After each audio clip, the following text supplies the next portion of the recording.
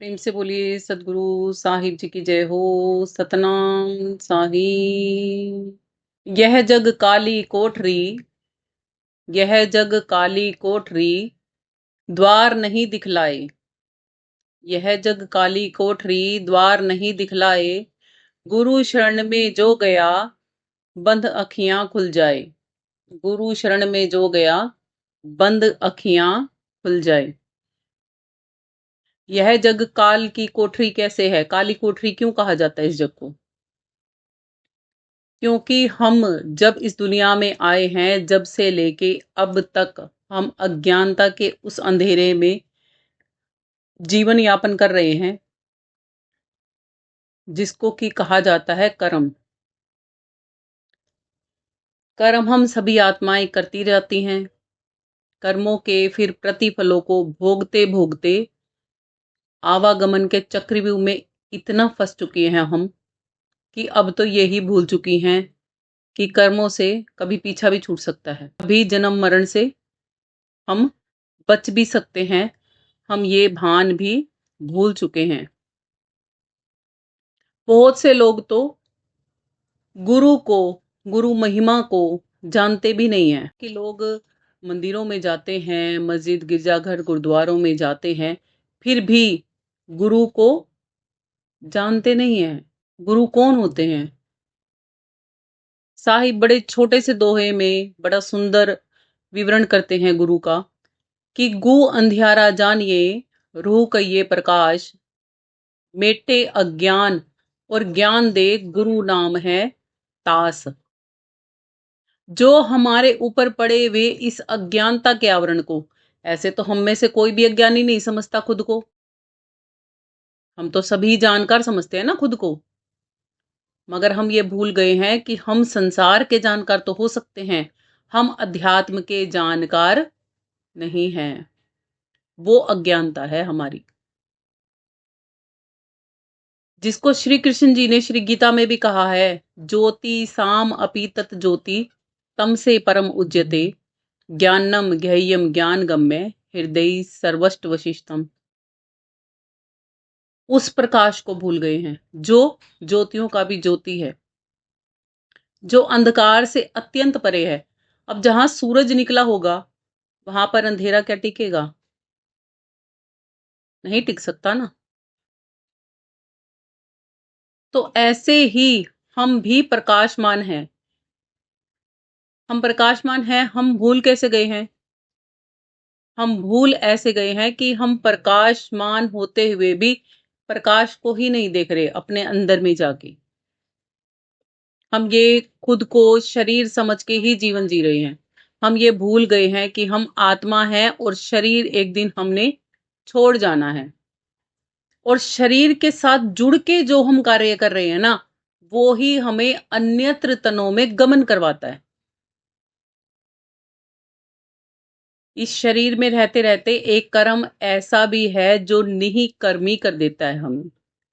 वो कौन सिखाता है? वो ही गुरु सिखाता है। उसके लिए ही गुरु की परम आवश्यकता है जीवन में। और इसीलिए गुरु में भी भेद है। यहाँ पर गुरुओं में भी भेद होता है। गुरुओं में भेद कैसे होता है? यूं तो हमारी माता भी हमारी गुरु होती है, पिता भी गुरु होते हैं, अध्यापक जन जो हमें स्कूल में पढ़ाते हैं वो भी गुरु होते हैं। मंदिरों में जाते हैं, मस्जिदों में, गिरजाघर, गुरुद्वारों में जाते हैं, वहां पर भी गुरु होते हैं। जो हमें योग करना सिखाते हैं, तन को साधना सिखाते हैं, वो भी तो गुरु होते हैं। जो हमें मन को साधना सिखाते हैं, वो भी गुरु होते हैं। यानी कि जिससे भी हमें कोई जानकारी मिलती है जो हमारे पास नहीं है, जो हमें ज्ञान देते हैं किसी भी प्रकार का, वो सब हमारे गुरु होते हैं। मगर सर्वश्रेष्ठ गुरु, सिर माथे की जो मोड़ कहा जाता है ना, वो गुरु कौन सा होता है? वो गुरु तो केवल मात्र आत्मज्ञान और परमात्म ज्ञान देने वाला ही होता है। जो आत्मा को आवागमन से छुड़वा दे वो ही होता है। हम भूलवश में गुरु को आम जनमानस ही समझने लग जाते हैं कि क्योंकि वो हमारे साथ संसार का व्यवहार भी रखता है इसलिए। अब ऐसा तो है नहीं कभी साल 2 साल में ही मिलना हो तो आपको गुरु की अलग से अहमियत समझ में आ जाए। जिससे रोज मिलना होता है ना, उसकी अहमियत हमारी नजरों में कम हो जाती है।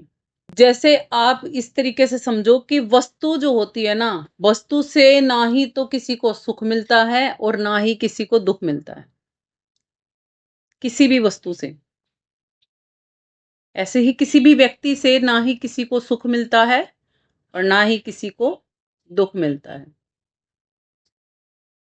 फिर भी हम सुखी और दुखी होते हैं, वो कैसे? बताओ, कभी विचार किया इस बात पे? वस्तुओं से समझो इस बात को कि कैसे। जैसे सपोज करो कि ये मेरे पीछे जो है बेड है या सोफा है, ठीक है, ये मुझे सुखी या दुखी करेगी, या मेरे इसके प्रति जो विचार हैं इसको देखकर वो मुझे सुखी या दुखी करेंगे। वो विचार मुझे सुखी या दुखी करेंगे। ऐसे ही कोई पर्टिकुलर व्यक्ति है जिससे मैंने कभी कोई बात नहीं की, जिसको मैंने फर्स्ट टाइम देखा है, अब मेरे ही विचार मैंने बना लिए। कैसे?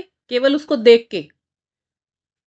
देखने में खूबसूरत है तो बड़ा अच्छा होगा, बड़ा प्यारा होगा, सुंदर आभूषण पहन रखे हैं, बड़ा सुंदर लग रहा है देखने में, तो हो सकता है ये बहुत ही अच्छा व्यक्ति हो। अभी वो बोलते ही तोतला बोलना शुरू हो गया, क्या हुआ? फिर से विचार बदल गए। अभी तक क्या था? बड़ा खूबसूरत लग रहा था, अब विचार बदल गए। अब मन मान लो कि वो खूबसूरत तो है मगर बहुत गुस्सा करता है या बहुत वो किसी अब्यूज वर्ड को यूज करता है, तो फिर से फिर विचार बदलेंगे। और जितनी बार हमारे विचार बदलते रहेंगे ना, हम देखेंगे कि किसी बात पे तो हमें वो अच्छा लगता है और किसी बात पे वो हमें बुरा लगता है। वही सामान के ऊपर है कि कोई सामान हम अभी नया नया खरीद के लाए हैं ना, हम जब तक उसको देखेंगे ना नए के रूप में, तब तक हमें खुशी होती रहेगी। जैसे ही ये देखेंगे अरे पड़ोसन के घर तो बड़ी बढ़िया वाला सोफा आ गया, हमारा तो पुराना हो गया, अब क्या होएगा? ये तो चुभता भी है, इसमें 100 नुक्स दिखेंगे अब, है ना? हर रोज घर में क्या रहेगा? आप नया नहीं ला सकते। पता है वो कितना बढ़िया सोफा लेके आए, उनका तो बड़ा सॉफ्ट सॉफ्ट सा है। अरे जब तेरा आया तो तेरा भी सॉफ्ट ही था, मगर अब क्या हो गया? वो विचार बदल गए, है ना? तो वस्तु से सुख दुख था या हमारे विचारों से था? अब वहीं पे है, किसी पड़ोसन के पास नया सोफा आ भी गया मगर हमें अपने वाला ही कंफर्टेबल लगता है। चाहे किसी के घर लाख का सामान पड़ा हो, हमें तो अपने वाला ही पसंद आता है। तो अब हमारे अंदर में क्या रहेगा? शांति रहेगी, सुकून रहेगा, पीस रहेगा, कोई उथल पुथल नहीं मचेगी। चाहे 4 पड़ोसनी आके भी कह देंगी ना, अरे तेरा तो है ना कुछ भी बढ़िया नहीं है, कैसे घर में रहती है, कैसे कपड़े पहनती, जो है ना मालिक की मौज बढ़िया है, तुमसे ज्यादा सुखी हूं मैं। समझे? और वहीं और किसी के साथ कुछ होगा तो वो उसी में उलझ उलझ के दुखी होते रहेंगे। उसका सॉल्यूशन नहीं सोचेंगे उस समस्या का, उसके ऊपर और उधेड़ बुन शुरू हो जाएगी। तो हमारे विचारों से हमें सुख दुख होता है, ना कि किसी वस्तु व्यक्ति या स्थान से हमें सुख और दुख मिलता है। ये भी हमें कौन सिखाता है? ये भी हमें गुरु ही सिखाता है। देखो, गुरु हमें जीवन जीना भी सिखाता है, गुरु हमारा अगत भी हमें सुधारना सिखाता है, गुरु हमें खुद से भी मिलाता है, गुरु हमें परमात्मा से भी मिलाता है, गुरु हमें आवागमन से मुक्त होना भी सिखाता है, गुरु हमें जन्म जन्म के पड़े हुए कर्मों के बंधनों को कैसे काटा जाता है वो भी सिखाता है।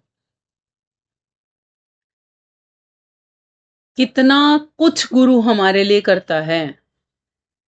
इसीलिए कहा जाता है शीश दिए जो गुरु मिले तो भी सस्ता जान। कि अगर तुझे अपने प्राण भी देने पड़ जाए ना, कोई ऐसा गुरु मिल जाए कि कहे अपने प्राण ही दे दो, तो भी समझो सस्ता सौदा है। और हम तो 4 रुपए नहीं खर्चे अपने गुरु पे, शीश तो कहां से दे देंगे। अरे ये रुपए धेले की बात नहीं होती। संसार में हम जो करते हैं ना, गुरु को उससे कोई मतलब नहीं होता। तो अब तक तो आपको ये पता ही लग गया होगा कि गुरु का हमारे जीवन में कितना महत्व है और गुरु क्यों जरूरी है जीवन में धारण करना।